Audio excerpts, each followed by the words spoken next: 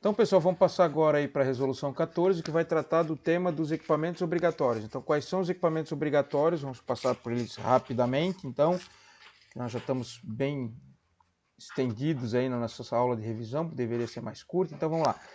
Equipamentos obrigatórios dos veículos automotores, pessoal. Pneus que ofereçam mínimas condições de segurança. O STEP, né, que é a roda sobressalente, né, tem algumas proibições com relação ao uso de pneus reformados em motocicletas, motonetas e ciclomotores e triciclos, bem como a proibição de pneus reformados no eixo dianteiro de ônibus e micro-ônibus. Tá?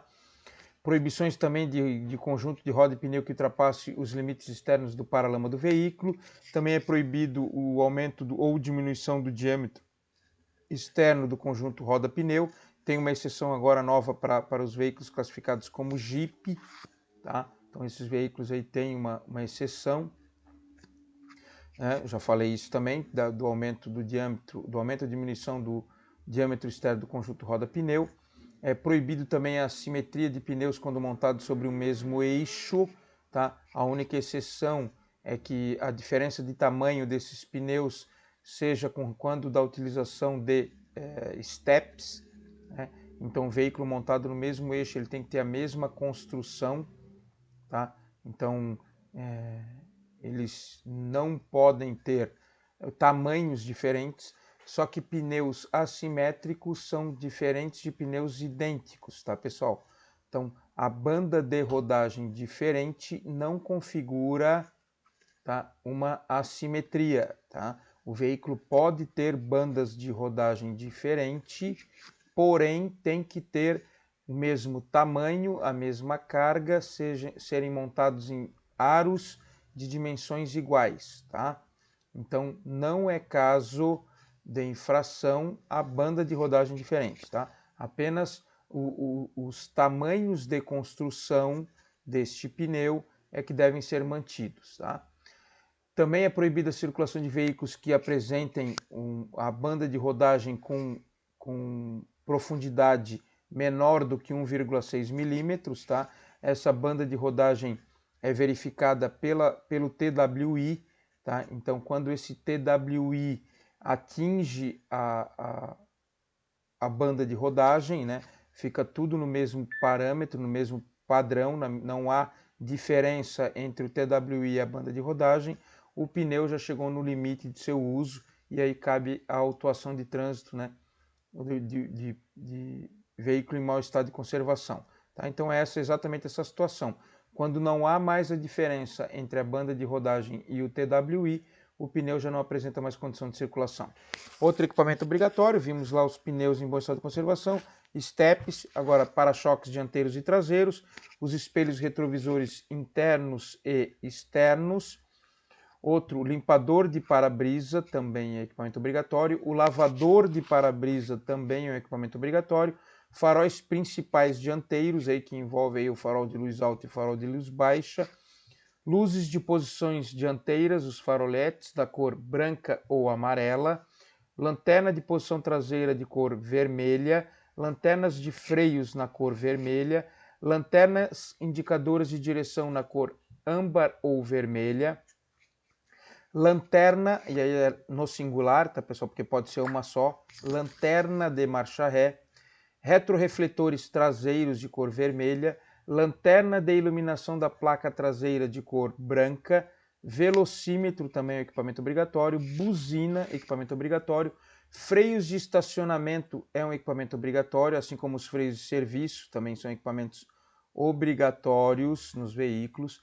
Protetores das rodas dos caminhões é um equipamento obrigatório.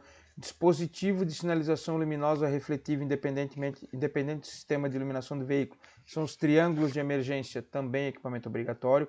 Extintor de incêndio não é mais obrigatório para automóveis, caminhonetas, caminhonetes e utilitários, tá? Os extintores somente obrigatórios para caminhões, ônibus e micro-ônibus. Tá? Então tá aí... tornou facultativo o extintor de incêndio automóveis, utilitários, caminhonetas, caminhonetes e triciclos de cabine fechada, tá? Então o extintor não é mais um equipamento obrigatório nesses casos. O tracógrafo, então, o registrador instantâneo de velocidade e tempo, é obrigatório em todos os veículos de condução de escolares, veículos de transporte coletivo de passageiros com 10 ocupantes ou mais, desde que esse transporte de passageiros seja remunerado. Transporte de carga com CMT superior a 19 toneladas, todos os veículos com CMT superior a 19 toneladas têm que possuir o tacógrafo, e os veículos de carga fabricados a partir de 99 com PBT superior a 4.536 kg. Tá? Nesses veículos aqui, todos citados aqui, o tacógrafo é obrigatório. Cinto de segurança também é obrigatório para todos os ocupantes do veículo. Dispositivo destinado ao controle de ruído do motor, o silencioso, também é equipamento obrigatório. Pala interna de proteção contra o sol para o condutor, também equipamento obrigatório. Macaco compatível com o peso e a carga do veículo. Chave de roda e chave de fenda ou ferramenta para remoção de calotas, né, também são equipamentos obrigatórios. Obviamente, a chave de fenda ou ferramenta para remoção de calotas apenas naqueles veículos que possuem as calotas, né? Lanternas delimitadoras laterais para os veículos de carga, então os veículos de carga têm por obrigação ter essa lanterna delimitadora lateral, e os cintos de segurança para a árvore de transmissão, né? Então é o cinto de segurança para o eixo cardan nos veículos de transporte coletivo e nos veículos de carga, trata-se de um equipamento obrigatório. Aí os equipamentos obrigatórios para os ciclomotores, pessoal, nós temos apenas estes 7 citados aí: espelhos retrovisores de ambos os lados, farol dianteiro de cor branca ou amarela, lanterna de cor vermelha na parte traseira, velocímetro, buzina, pneus que ofereçam condições mínimas de segurança e dispositivo destinado ao controle do ruído do motor. Esses são os equipamentos obrigatórios para os ciclomotores. Os equipamentos obrigatórios para motonetas, motocicletas e triciclos são esses que estão listados aí para vocês, né, muito parecidos com os dos ciclomotores. Com relação ainda a esses equipamentos obrigatórios ou regulamentados, nós temos uma proibição no artigo 111 do CTB do uso de cortinas persianas fechadas ou similares em veículos em movimento, salvo exceto nos veículos que possuam espelho retrovisor de ambos os lados, bem como também é proibida a posição de inscrições, películas refletivas ou não, painéis decorativos, pinturas, quando comprometer a segurança do veículo, na forma regulamentada pelo CONTRAN. Tá? E isto o CONTRAN regulamentou na resolução 254 de 2007, né, que fala que a transmissão luminosa não poderá ser inferior a 75% para os vidros incolores dos para-brisas, 70% para os para-brisas coloridos e demais vidros indispensáveis à dirigibilidade do veículo. Tá? Nos vidros que não interferem na dirigibilidade do veículo, né, então não são vidros considerados indispensáveis à dirigibilidade do veículo, essa transmissão luminosa pode ser até 28%. Tá? As áreas consideradas indispensáveis à dirigibilidade do veículo são a área do para-brisa, né, excluindo a faixa periférica de serigrafia destinada a dar acabamento ao vidro, e a área ocupada pela banda degradê conforme existente. Então a banda degradê é aquela parte superior do para-brisa, né, de até no máximo 25 centímetros. Aplica ao vidro de segurança traseiro vigia o disposto no parágrafo 1º, desde que o veículo seja dotado de espelho retrovisor externo direito, conforme a legislação vigente.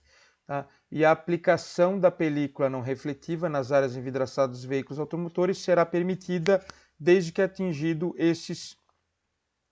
essas condições de transparência que eu citei para vocês, de 75% ou 70% no para-brisa e demais vidros indispensáveis à dirigibilidade do veículo, e nos demais vidros de 28%. Então pode-se colocar película.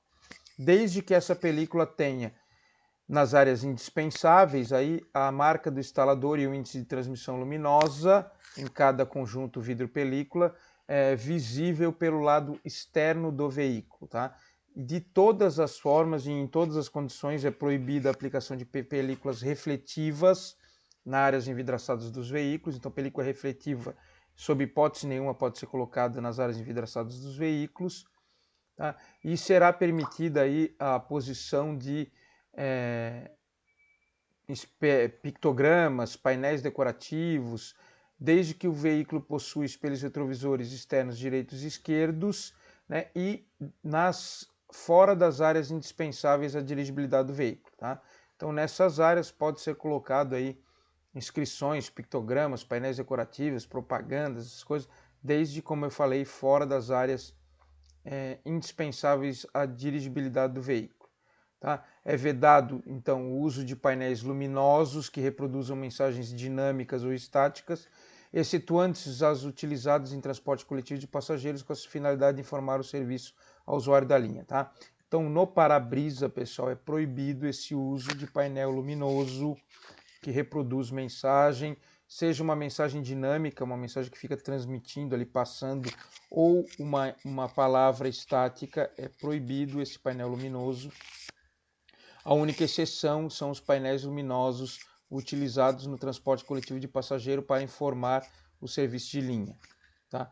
Com relação ao engate do veículo, também há uma regulamentação pela Resolução 197, né? A regulamentação do emboque envolve os veículos com PBT até 3.500 quilos, tá? E essa resolução determina lá que o fabricante ou importador do veículo, né, deve informar ao Denatran os modelos que possuem capacidade para tracionar reboques, né, e deve constar essa possibilidade de tracionar reboque no manual do proprietário, especificando aí os pontos de fixação do engate traseiro, bem como a CMT do veículo, a capacidade máxima de tração desse veículo. Isso deve ser informado pelo fabricante no manual do proprietário.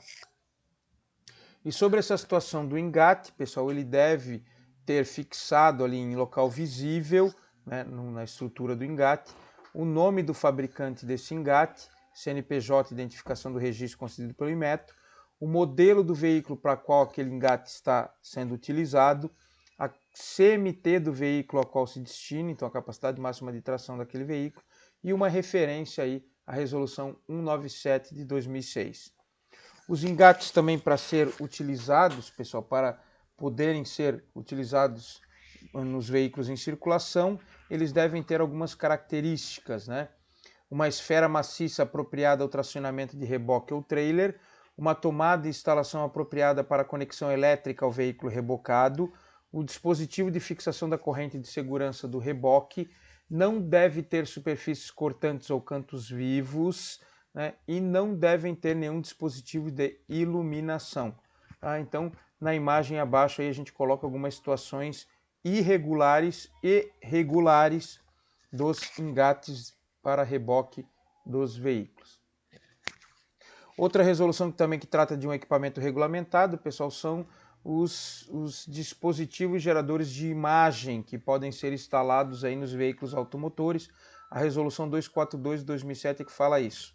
E ela fala que são proibidas a instalação e a utilização de aparelhos geradores de imagem, desde que cartográficos e com interface de geoprocessamento, destinado a orientar o condutor quanto ao funcionamento do veículo, sua visualização interna e externa, um sistema de auxílio manobra e para auxiliar na indicação de trajetos ou orientar sobre as condições de via por intermédio de mapas, imagens e símbolos. Tá? Então, os equipamentos geradores de imagem instalados no painel dos veículos ou no para-brisa do veículo só pode transmitir imagens, né, de geoprocessamento destinados à orientação do condutor quanto ao funcionamento do veículo, a visualização do veículo na parte interna e externa, sinalização de auxílio para a manobra, então as câmeras de ré ou câmera frontal, e para auxiliar na indicação de trajetos ou orientar sobre as condições de via por utilização de mapas, imagens e símbolos. Tá? Então isso é o que pode ser instalado de maneira permanente ou provisória no painel do veículo.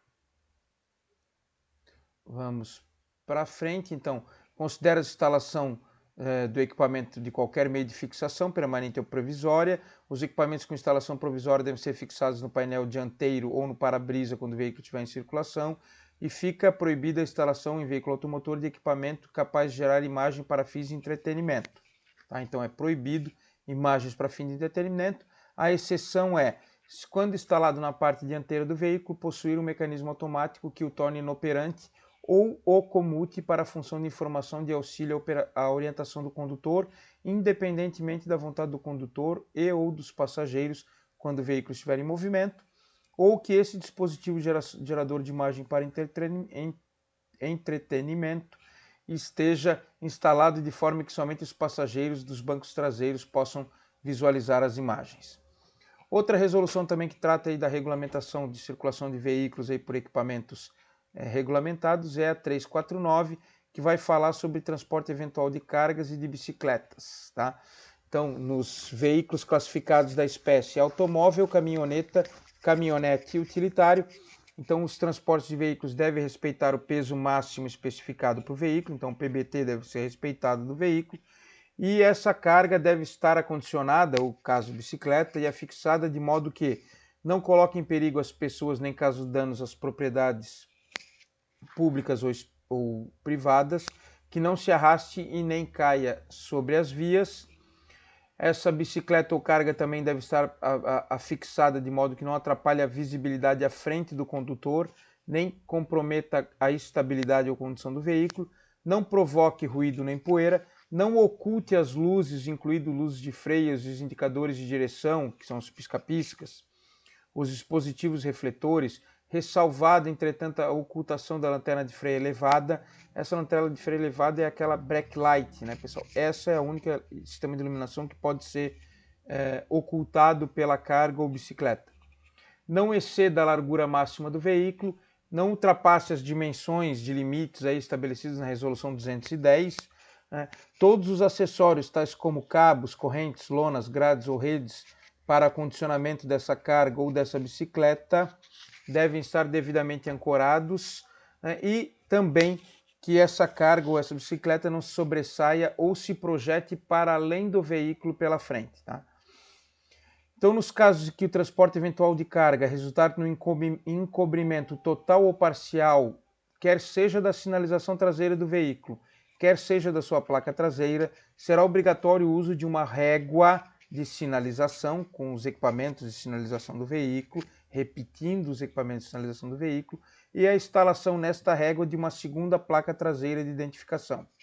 Tá? Então, essa régua de sinalização é esse acessório semelhante a um para-choque, tá? Que deve ter no mínimo 1 metro de largura e no máximo a largura do veículo, né, da carroceria, exclui-se os retrovisores, e possuir um sistema de sinalização paralelo e energizado que deve suprir tanto em quantidade, finalidade e funcionamento ao que está instalado no veículo. Tá? Então nós temos a imagem aí dessa régua de sinalização com os equipamentos de sinalização devidamente instalados e com a segunda placa traseira posicionada. Tá? Então é essa situação aí que o veículo deve ter caso ele transporte bicicletas na parte traseira do veículo que resulte no encobrimento da placa de identificação e dos sistemas de sinalização do veículo. Tá?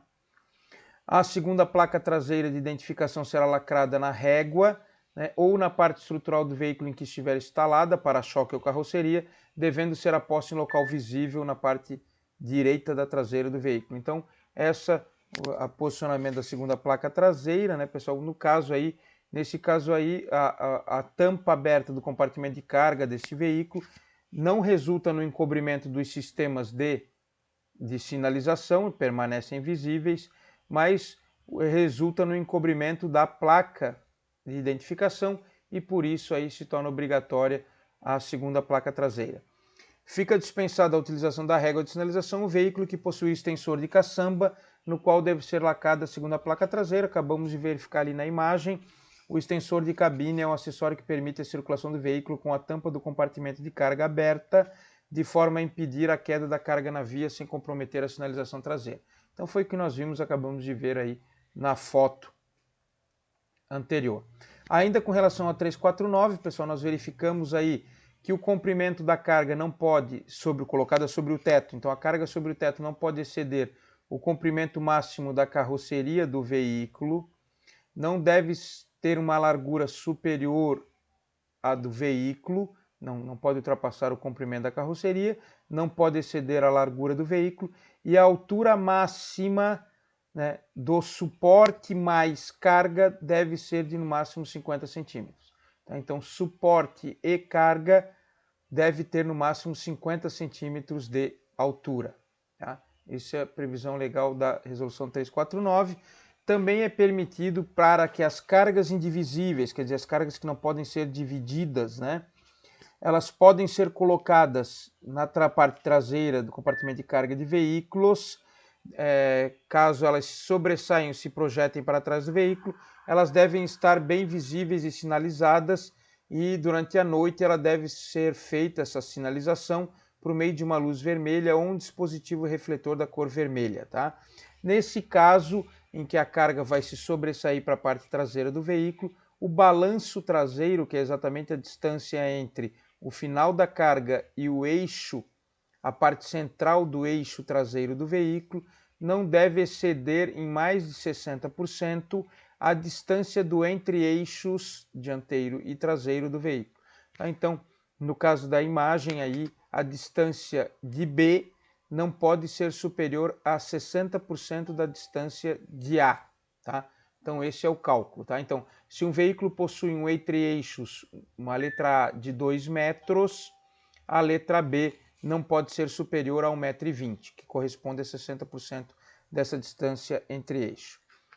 Vai ser admitida a circulação de veículo com compartimento de carga aberta apenas durante o transporte de carga indivisível que ultrapasse o comprimento da caçamba ou do compartimento de carga. Então, há essa permissão para o compartimento de carga aberta, desde que, obviamente, ali respeitando o sistema de iluminação, né, a visualização do sistema de sinalização, bem como a da segunda placa traseira, né, tem que ter caso a placa principal traseira fique oculta, tá? Quando for transportar uma bicicleta na parte posterior externa, na traseira do veículo ou sobre o teto, né, ela deve ser transportada em dispositivo apropriado, móvel ou fixo, aplicado diretamente ao veículo ou acoplado sobre o gancho do reboque. Tá? Então, neste caso, a bicicleta pode ultrapassar os 50 centímetros. Tá? Eu falei para vocês que a carga não pode ultrapassar o comprimento da carroceria do veículo, não pode ultrapassar a largura do veículo e não pode ultrapassar 50 centímetros de altura do teto do veículo, incluindo o equipamento dispositivo de transporte. Porém, a exceção é da bicicleta, né? No caso da bicicleta sobre o teto do veículo, ela pode ultrapassar aí os 50 centímetros. Com relação ainda ao para-brisa, pessoal, nós temos aí a resolução 216, que fala sobre as condições de segurança deste para-brisa. Muito embora o para-brisa não seja um equipamento obrigatório, a resolução 216 traz alguns requisitos de segurança para o para-brisa. Quais são? Então, para efeitos dessa resolução, as trincas e fraturas de configuração circular são consideradas danos ao para-brisa. Então, as rachaduras e aquelas estrelas, aquelas trincas ali no para-brisa são consideradas danos ao para-brisa. Na área crítica de visão do condutor e uma faixa periférica, né, no entorno do para-brisa, numa área de 2,5 cm da borda desse para-brisa, não pode existir nenhum tipo de dano, trinca ou fratura de configuração circular, e essas também não podem ser recuperadas, tá?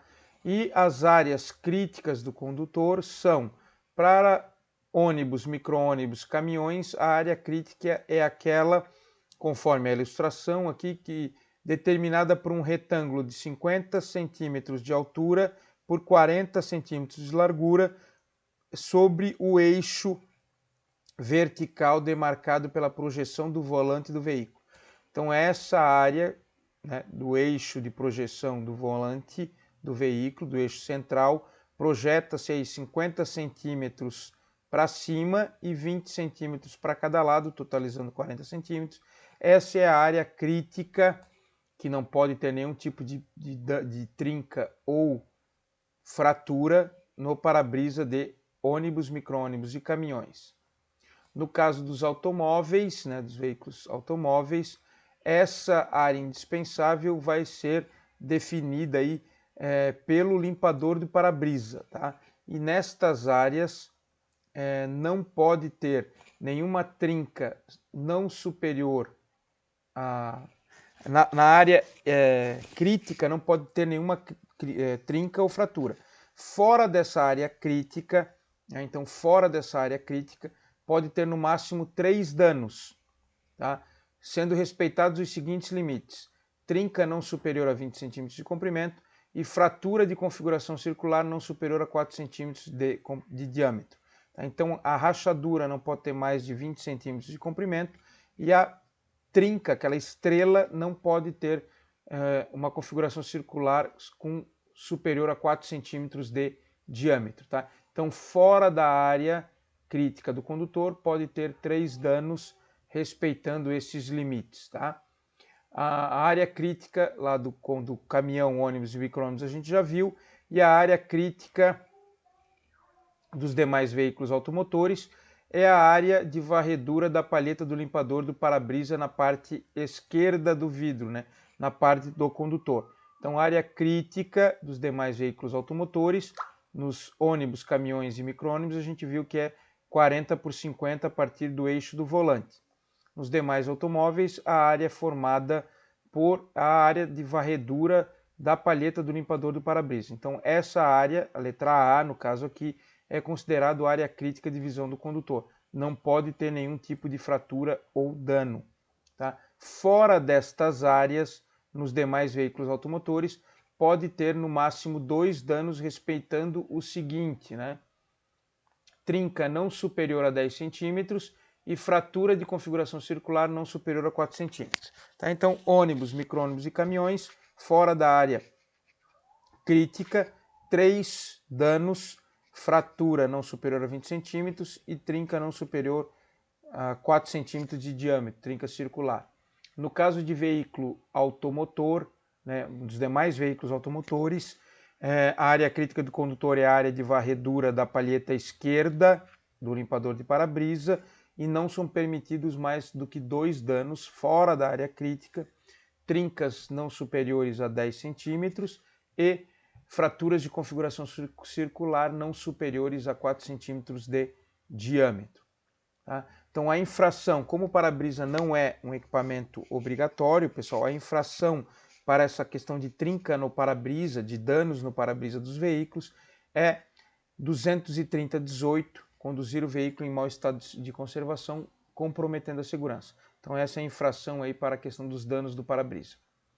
Com relação aos sistemas de iluminação, nós temos como componentes dos sistemas de iluminação os faróis principais dianteiros, que podem ser de cor branca ou amarela, que compõem o farol principal, os faróis altos e baixos. Tá?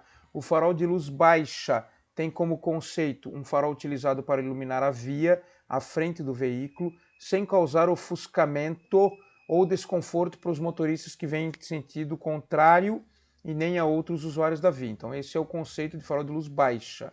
Tá? Iluminar a frente do veículo sem causar ofuscamento ou desconforto a quem se aproxima em sentido contrário. E o farol de luz alta é o farol utilizado para iluminar a via a uma longa distância à frente do veículo. Então essas são as diferenças de conceito do farol baixo e do farol alto. Tá? Demais componentes do sistema de iluminação, nós temos aí o farol de longo alcance ou farol de milha, também conhecido como farol de milha, e o farol de neblina. Tá? Com relação ao farol de neblina, pessoal, ele pode funcionar independentemente do farol alto ou do farol baixo, tá? Ele pode funcionar em conjunto com qualquer um dos dois, mas ele tem que funcionar no mínimo com a luz de posição. Então, farol de neblina deve ser acionado no mínimo com a luz de posição, podendo permanecer acionado tanto com farol alto quanto com farol baixo. No caso do farol de neblina, ainda nós temos aí a seguinte situação, que ele não pode estar fixado a mais de 40 centímetros do extremo da largura do veículo, tá? Então 40 centímetros no máximo da extremidade lateral do veículo, e eles não podem estar numa altura superior a 25 centímetros do solo. Tá? Aliás, eles têm que estar numa altura superior a 25 centímetros do solo.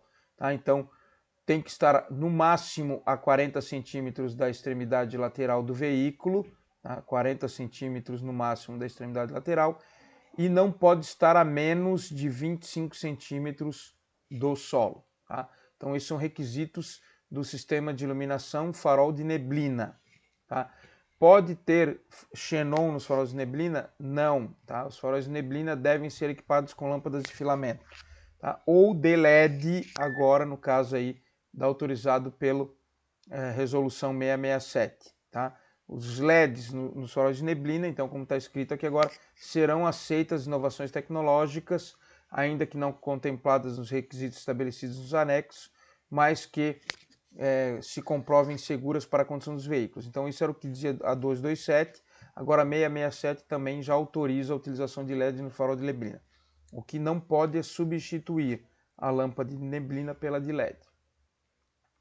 O farol de longo alcance, pessoal, ou o farol de milha, é um farol adicional de facho de luz concentrado de alta intensidade, semelhante ao farol alto destinado à iluminação do veículo a grande distância. Então, o farol de longo alcance é um farol adicional semelhante ao farol de luz alta, de alta intensidade, e ele é destinado a iluminar a uma grande distância à frente do veículo, tá? Os faróis de longo alcance, os faróis de milha, só podem funcionar quando os faróis de luz alta estiverem acionados, tá? Então, só pode haver o funcionamento simultâneo dos faróis de longo alcance com o farol alto. A partir do momento que você desliga o farol de luz alta, automaticamente os faróis de longo alcance devem ser desligados, tá? Não podem permanecer em funcionamento os faróis de longo alcance quando o farol de luz alta é desligado, tá? Então, acionou o farol de luz alta, pode acionar o farol de milha. Desacionou o farol de luz alta, automaticamente os de milha devem ser desligados, tá? Com relação ainda aos sistemas de iluminação, nós temos a lanterna de iluminação da placa traseira, pessoal, de cor branca, que deve iluminar o espaço reservado para a placa de tal qual que a placa fique visível, tá? Então nós temos aí a situação aí de placas que a iluminação de placa é ineficiente, tá? Não atende aos objetivos da resolução. Então nós temos aí as infrações com relação ao sistema de iluminação, né, pessoal? 224, fazer uso de farol de faixa de luz alta em vias providas de iluminação pública. 230.13, conduzir o veículo com os equipamentos de sistema de iluminação e de sinalização alterados, são infrações. 230.22, conduzir o veículo com defeito no sistema de iluminação de sinalização ou com lâmpadas queimadas, constituem aí infração dos 230.13. Temos também no 251 a infração de deixar de manter a luz baixa acesa durante a noite, de dia em túneis sob chuva e neblina ou cerração, de dia no caso de veículos de transporte coletivo de passageiros em circulação em faixas ou pistas exclusivas, de dia no caso de motocicleta, motonetas e ciclomotores, de dia em rodovias de pista simples situada fora dos perímetros urbanos, no caso de veículos desprovidos de DRL, tá? Também causa infração 253, deixar de manter a placa traseira iluminada à noite, tá? Aquele caso que a gente viu aí que a iluminação era insuficiente. Com relação à resolução 819, pessoal, vai falar sobre transporte de crianças em veículos, tá? Então, o que prevê a resolução 219? Excepcionalmente, a criança com idade superior a 4 anos e inferior a 7 anos e meio pode ser transportada utilizando o cinto de segurança de 2 pontos, sem o dispositivo denominado assento de elevação nos bancos traseiros, quando o veículo for dotado originalmente desse cinto, tá? Então, dispensa-se o uso do dispositivo de retenção para crianças com idade superior a 4 anos e 7 anos e meio, quando o veículo tiver cinto de 2 pontos no banco traseiro. Não precisa usar o dispositivo de retenção. Aliás, não se deve usar o dispositivo de retenção, assento de elevação com o cinto de segurança de 2 pontos, tá? E aí temos a infração também para o dispositivo de retenção, transportar crianças em veículo automotor sem observância das normas estabelecidas para esse código. Também temos a infração do conduzir o veículo transportando passageiro em compartimento de carga, tá? Também configura essa infração aí do artigo 232. Transitar com veículo com excesso de lotação também é infração de trânsito. Conduzir pessoas, animais ou carga nas partes externas do veículo também é causa de infração de trânsito prevista no artigo 235. E temos também, com relação ainda ao transporte de crianças, né, a infração do 2445, que foi recentemente alterada. Então, crianças menores de 10 anos não podem ser transportadas em motocicleta, motoneta e ciclomotor, bem como crianças aí de 11 e 12 anos que não tenham condições de cuidar da própria segurança. Então, menores de 10 anos não podem ser transportados em motocicleta, motoneta e ciclomotor, e crianças de 11 e 12 anos que não tenham condições de cuidar da própria segurança também não podem ser transportadas em motocicletas. Também há outra infração de trânsito que fala que dirigir veículo transportando pessoas, animais ou volume à sua esquerda ou entre braços e pernas também constitui infração de trânsito. Aliás, essa é a única infração de trânsito que fala do transporte de animais ali dentro do compartimento passageiro, tá? Quando esse animal está sendo transportado à esquerda ou entre os braços e pernas, no colo, no caso do condutor, tá? Então encerramos por aqui, pessoal, essa nossa revisão aí, para que vocês possam visualizá-las. Tenho certeza que vendo essa revisão aí com o caderno de estudos do lado, com algumas anotaçõezinhas aí no caderno de estudo, todos vocês vão gabaritar aí na nossa verificação de segunda época, tá? Boa sorte a todos, fiquem tranquilos, a prova está bastante simples, bastante fácil, tá? Só muito cuidado, muita calma e muita atenção na leitura da prova, que é o que pode fazer diferença. Com certeza, conhecimento para ser aprovados, todos vocês têm e até de sobra com relação a essa verificação de segunda época. Fechou, pessoal? Boa sorte para vocês e nos vemos aí em LET 2.